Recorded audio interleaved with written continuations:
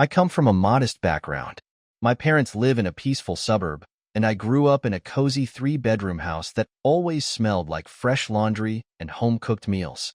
After high school, I worked various jobs, including bartending, assisting at my uncle's hardware store, and eventually managing a local sporting goods shop.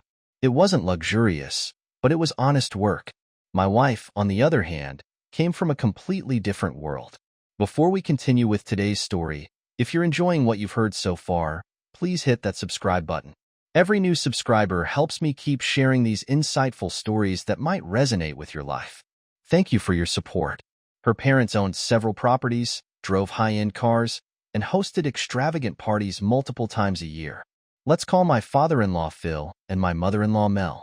Phil had a strong presence, always carrying himself with quiet authority. His words often held subtle meanings, sometimes feeling more like careful warnings or calculated guidance. Mel had a way of expressing her opinions subtly, often without direct confrontation, but it was clear when she disapproved of something. They always maintained polite conversations with me, yet I could sense an underlying reservation in their attitude. After my wife and I got engaged, I realized just how much her parents were concerned about protecting their family assets. They viewed me with caution, even though my wife and I had been together for years before planning our wedding. Phil made it clear that I needed to sign a prenuptial agreement. I didn't have the resources to contest it legally, and I was deeply in love. I convinced myself it was just a formality to ease their concerns. After all, wasn't love the only real commitment that mattered? The day I signed the document is still fresh in my memory. It was a warm afternoon in their expansive house. Phil placed the papers in front of me, handing me a pen as if it were a routine business matter. He even offered me coffee, treating the moment with a professional tone. My wife stood silently beside him. That moment stung, but I told myself it was just a small hurdle in the bigger picture of our life together. The contract outlined that any gifts, inheritances, or trust funds from her family would remain her personal property. However, anything we acquired jointly, like a house or unexpected financial windfalls, would be considered marital assets. It struck me as unusual, but at the time, my focus was solely on marrying her. 6 months later, we had a beautiful lakeside wedding. My parents were overwhelmed by the luxury but remained supportive. My father's expression was unreadable as he greeted my in-laws. He had always taught me to trust my instincts, but I believed love could overcome any doubt. The first few years of our marriage were relatively smooth. We lived in a condominium that her parents helped us acquire. Though they provided the initial down payment, I made regular mortgage payments. Looking back, their financial help wasn't just generosity. It was a way to maintain influence over us. At the time, I assumed this was simply how wealthier families operated. Like most marriages, we had occasional disagreements over money and family involvement. Her parents frequently visited unannounced, redecorated our space without warning, and made decisions as if they still controlled our home. My wife brushed off my frustration, saying they just wanted to help. Then came the moment that changed everything. One day, my wife called me in excitement. She had won a $9 million lottery with a ticket she had purchased at a gas station. At first, I was thrilled, dreaming of new possibilities. However, my excitement gradually faded when she insisted we keep it a secret, even from my family. She became overly cautious, discussing legal processes and hiring attorneys I had never met before. When I asked to join these meetings, she said it wasn't necessary, which hurt. I didn't realize the real shock was yet to come. One afternoon, I came home from work to find her sorting through documents with her aunt. Without hesitation, she told me she was filing for divorce and instructed me to pack my things, claiming the apartment was in her name. I was stunned. Yes, her parents had helped with the down payment, but I had been paying the mortgage consistently. It was clear she believed her newfound wealth had changed everything. I felt a deep sense of betrayal. I called my father, my voice trembling, and told him I had just been asked to leave my own home. It was heartbreaking, but the biggest revelation came next.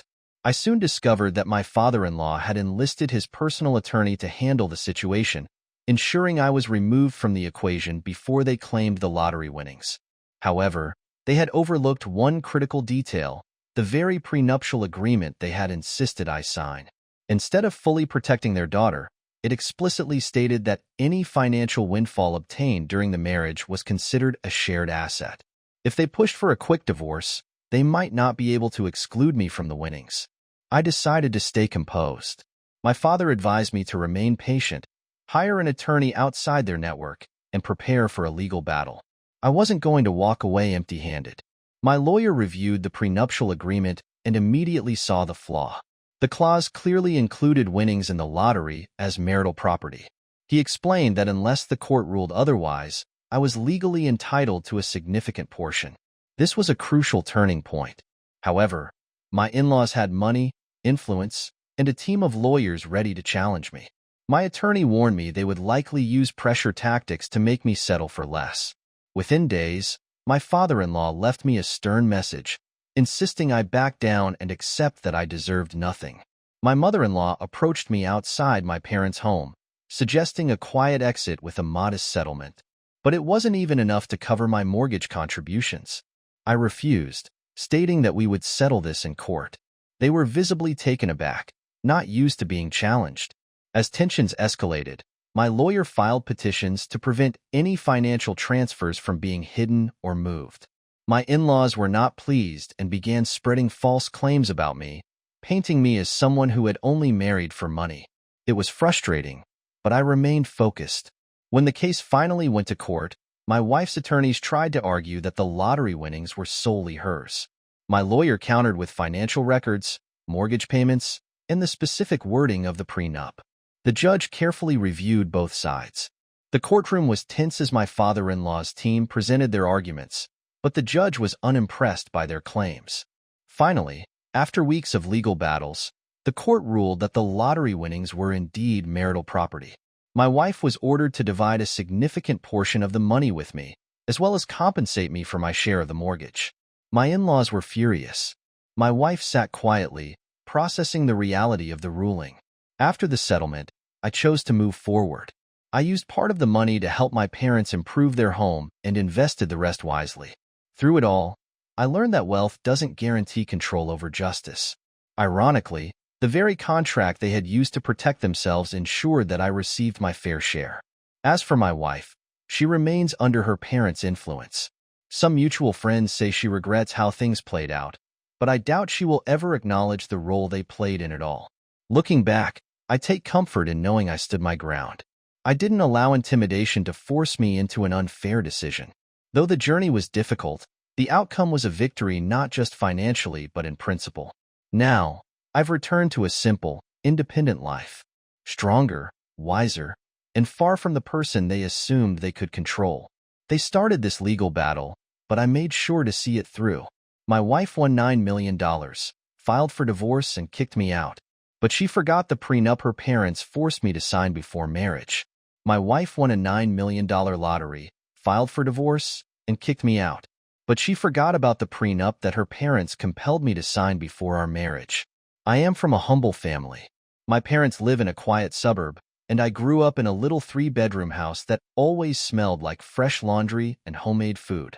After high school, I worked a variety of odd jobs, including bartending, helping at my uncle's hardware store, and eventually managing a local sporting goods store. It was not glamorous, but it was genuine. My wife, on the other hand, came from a world that I had never known. Her parents owned several properties, drove expensive automobiles, and threw enormous, extravagant parties a few times every year. Let's name my father-in-law, Phil, and my mother-in-law. Male was a tall, imposing figure who exuded quiet power in every setting. He'd make casual comments that seemed more like disguised threats or manipulations. Male was also good at gently expressing disapproval. Just one raised eyebrow could make others shrink. They were never blatantly nasty in front of me, but I could always sense their displeasure behind the polite talk. After my wife and I got engaged, I learned how much her parents feared that outsiders would take their family assets. They treated me like an intruder despite the fact that my wife and I had been dating for years before we could set a wedding date. Phil insisted that I sign a prenuptial agreement. I didn't have the money to fight it legally, and I was too consumed by love. I kept telling myself it was a symbolic gesture to placate her parents. Isn't love the only promise I needed?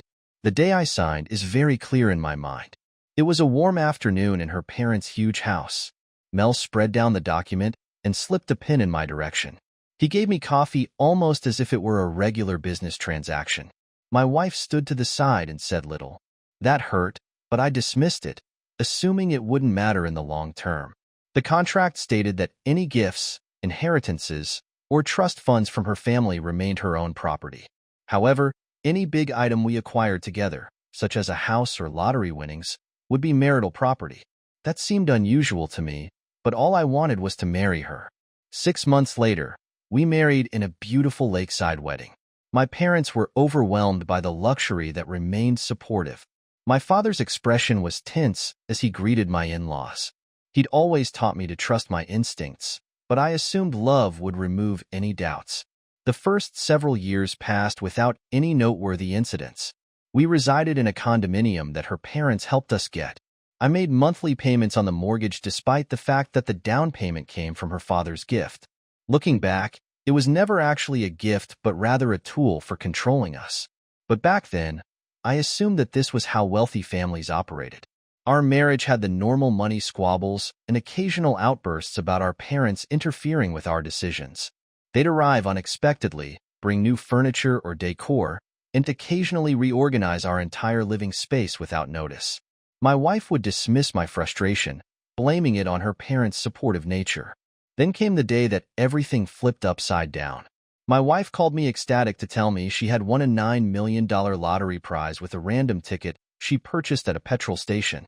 At first, I was overjoyed, fantasizing about quitting our jobs and exploring the world. But my excitement gradually faded. She insisted we keep it a secret, even from my parents. She got strangely paranoid, talking about claiming the money correctly and meeting with lawyers I'd never met before. When I asked to attend these meetings, she told me I'd be out of place, which stung. I had no idea the main surprise was about to occur. One afternoon, I returned home from work fatigued to discover her searching through drawers with her aunt. She casually announced that she was filing for divorce and instructed me to pack my bags and leave the apartment, which she claimed was under her name. I was floored. Sure, I paid monthly mortgage payments, but she clearly thought her father's original down payment and her newfound wealth rendered me useless. I felt my heart break. I contacted my father, my voice cracking, and told him I had just been booted out of my own home. It was the ultimate treachery. The biggest shock came next. I learned that my father-in-law had sent his personal attorney to protect her. They wanted me out so they could keep the lotto earnings separate from me. Except they'd forgotten the provisions of the prenuptial agreement they'd forced on me. Instead of completely protecting their daughter, it declared that any windfall obtained during marriage counted as a shared asset. I then understood that if they insisted on divorcing me immediately after winning the jackpot, they might not be able to keep anything. I decided to go cautiously. My father advised me to remain calm, hire a lawyer outside their social circle, and prepare for a nasty struggle. I was determined not to fold. They'd thrown down the gauntlet, treating me like a disposable annoyance. If they believed I'd walk away peacefully, they were greatly mistaken. I spent a few nights at my folks' house attempting to process the shock. My mother was furious, shouting about how rude my in-laws had been from the beginning. My father, while also outraged, remained pragmatic. He contacted an old buddy, a family law attorney, and scheduled an appointment for me first thing in the morning. Sitting in that attorney's office, I felt a mixture of rage and relief. I told him about how my in-laws insisted on the prenup, how my wife had earned $9 million, and how she then surprised me with divorce. He chuckled as he reviewed the prenuptial agreement. They shot themselves in the foot. He told me they specifically included language that lumps lottery winnings under marital assets, unless a judge makes some wild legal interpretations. You're entitled to a substantial portion. This was a lifeline for me. I was scared the prenup would keep me out, but it turned out that their fear of me claiming inherited wealth outweighed the potential of a jackpot scenario. My lawyer cautioned that it would not be simple. My in-laws were wealthy, well-connected, and likely to deploy a large legal team, but he believed we had a good case, especially given I had contributed financially to the marriage and had been unceremoniously evicted from our shared residence. I inquired about the divorce proceedings in our state. A disputed divorce can last months or longer, But if my wife's side realizes they are on shaky ground, they may seek an early settlement. The lawyer warned that they would use intimidation or underhanded tactics to persuade me to give away my rights cheaply. Within a few days, my father-in-law left me a frightening message asking me to back off since I deserved nothing from his daughter. He claimed that if I sought to collect the lottery prizes, he would ensure that I received nothing. My lawyer just instructed me to document everything. Then, my mother-in-law cornered me outside my parents' house, suggesting a pathetic silent exit. She portrayed it as a fantastic bargain, but it wasn't even enough to cover half of my mortgage payments. I declined, stating we'd see each other in court. She scoffed, perplexed by my refusal, obviously unaccustomed to anyone refusing her money with negotiations at a deadlock. My lawyer filed petitions to prevent the lottery money from being hidden or moved. That incensed my in-laws, who began spreading rumors about me being a gold digger who preyed on their young daughter. It stung, but I remained strong. My supervisor, who owned the sports goods store, had my back, dismissing my father-in-law's attempts to interfere with my employment. Friends took sides, some calling me petty, while others praised me for fighting back. The stress was unbearable, but I refused to succumb. We finally got a court date after several weeks of unsuccessful negotiations. My wife was not to be found personally. She was practically under her parents' protective wing, avoiding any direct communication with me. She let her lawyers do the talking, alleging I was a leech who gave nothing to the marriage. My lawyer objected, citing financial records, bill time-sharing, and a specific prenuptial clause regarding windfalls. We also discussed how I had been violently kicked out of the condo. The judge directed both parties to prepare for a more formal hearing on asset partition. In one final attempt at intimidation, my father-in-law threatened my employer again, who swiftly instructed him to leave. That simply made my father-in-law angrier. My lawyer advised us to proceed carefully, but he was certain that a judge would see through their scare tactics.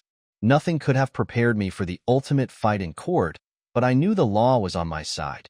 Paradoxically, because of the very prenup they'd imposed on me, weeks passed, and the anticipation for the approaching hearing reached fever pitch. My wife still avoided direct contact with me, but her lawyers inundated me with motions.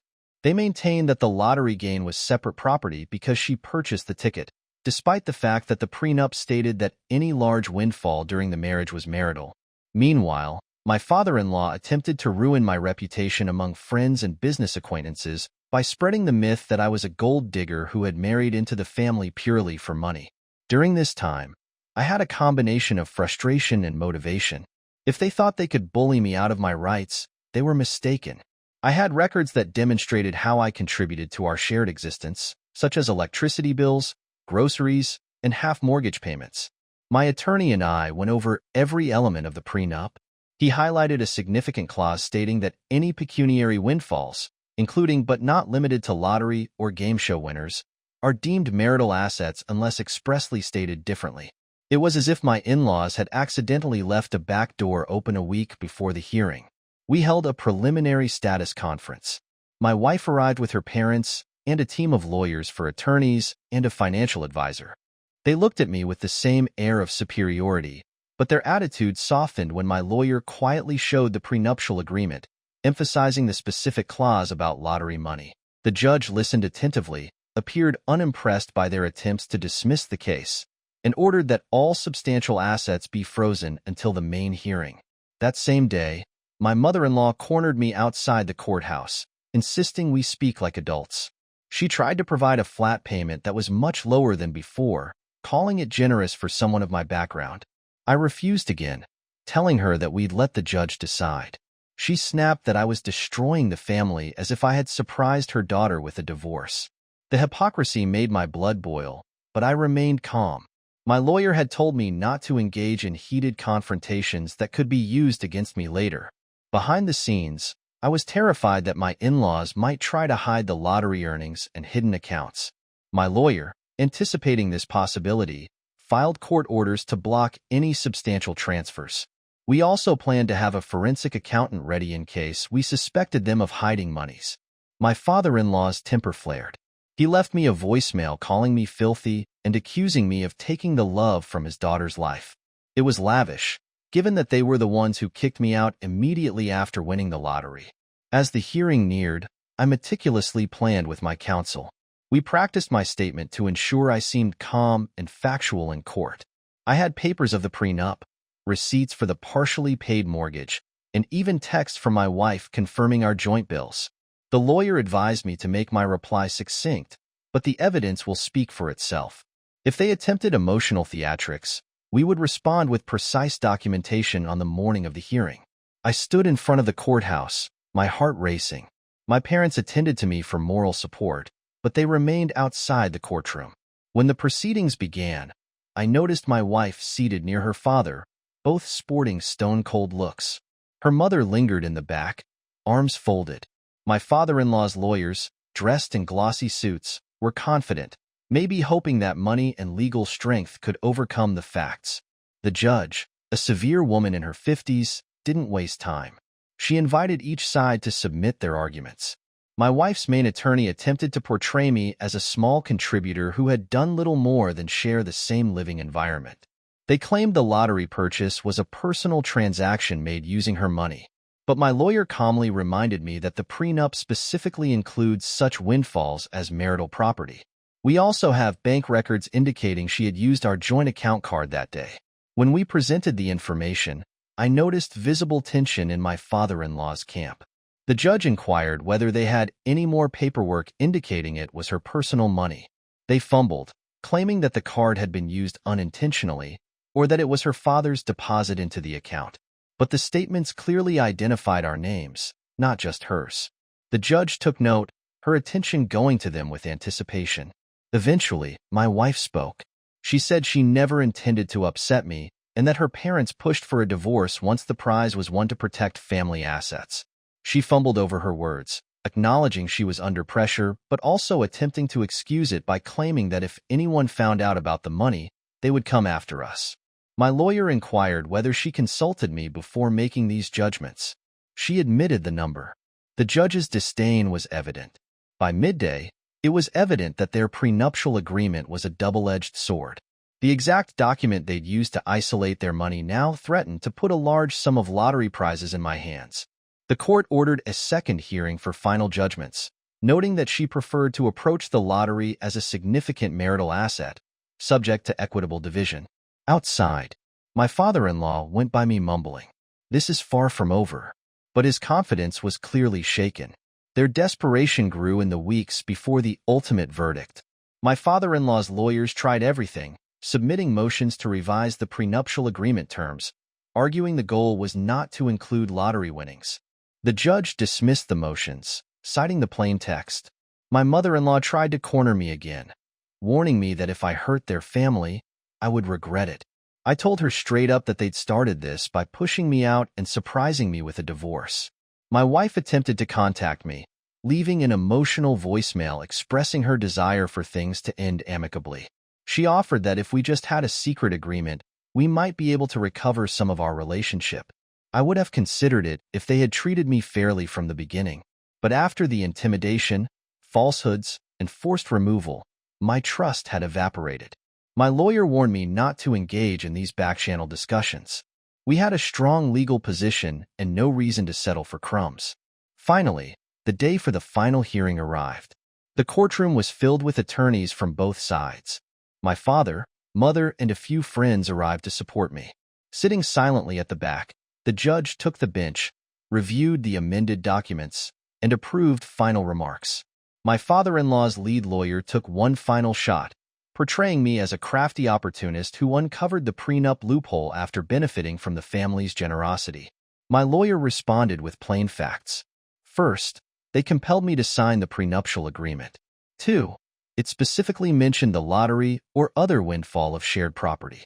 Third, my father-in-law financed a portion of our condo, but I contributed monthly, so it was not a completely independent asset. Furthermore, the quick divorce petition following the prize was typical evidence of their plan to keep me from the rewards. The judge listened intently and then issued her decision. She stated that the lottery wins definitely fell under marital assets under the prenup's terms. She chastised my in-laws for attempting to pervert the agreement they had drafted. She also determined that my wife's abrupt expulsion of me from the condo was unfair and that I was entitled to repayment for my share of the mortgage and marital contributions. In brief, the judge issued an order stating that I would receive a significant portion of the lottery winnings, as well as compensation for my condo part. We parted ways with a finalized date set for a few weeks later, just to complete the papers. My father-in-law's expression was thunderous, and my mother-in-law was incensed, whispering fiercely to him. My wife stood there with tears in her eyes, either from genuine remorse or fury over the loss of so much money. I felt both vindication and grief. We used to love one another, but greed, parental influence, and their attempts to exploit me destroyed everything. In the aftermath, their lawyers attempted to provide a slightly changed settlement, most likely expecting I'd accept a lower figure to avoid more complications. My lawyer urged that we accept the judge's decision as is. We had no reason to cut it. The only concession I made was to give up any stake in the condominium. I never wanted to step foot in that place again. They cut me a check for an amazing amount. Was that half the jackpot? Not quite, but it was large enough to allow me to reconstruct my life comfortably. Throughout it all, I concluded that my in-laws, in their hubris, assumed that wealth would protect them from consequences. They did not expect me to fight back effectively. Ironically, the prenuptial agreement they insisted on became the tool that secured my part of the winnings. If there was ever poetic justice, this was it. My wife, as far as I know, is still under her parents' care. She's lost face in her social circle as a result of the chaos that ensued. Some common acquaintances have informed me she is grappling with guilt, but I doubt she would ever openly recognize her family's role in planning this. As a token of appreciation for their support, I used a portion of the settlement to assist my parents in upgrading their home. Another chunk was invested, and while the entire experience left me scarred, changing my perspective on trust, marriage, and money, I find comfort in knowing I remained firm. I refused to be bullied into taking table scraps. Although it was brutally painful, the end result felt like a victory over oppression. Now free of my in-laws' deceptive grip, I'm moving on. I've returned to a simpler existence, which is oddly reminiscent of my pre-marriage days. But I'm stronger, wiser, and far from the naive man they thought they could steamroll if they remembered anything about me. It should be that they unintentionally provided me with the legal tools I needed to avoid going bankrupt. They launched the war, and I completed it, which concludes this chapter. Thank you for joining us on this incredible journey of resilience, justice, and standing up for what is right. From a sudden betrayal to navigating a challenging legal battle, this story serves as a powerful reminder that no matter how powerful or wealthy someone may seem, they cannot control or manipulate the truth. With determination, patience, and the right support, we can overcome even the most difficult situations. This journey proves that integrity and fairness always prevail, and sometimes, the greatest victory lies not in the wealth we gain, but in the principles we defend. If you found strength and inspiration in this story, don't forget to subscribe to our channel for more real-life journeys. Leave a comment, share your thoughts, and like the video to help us grow our community of truth and justice.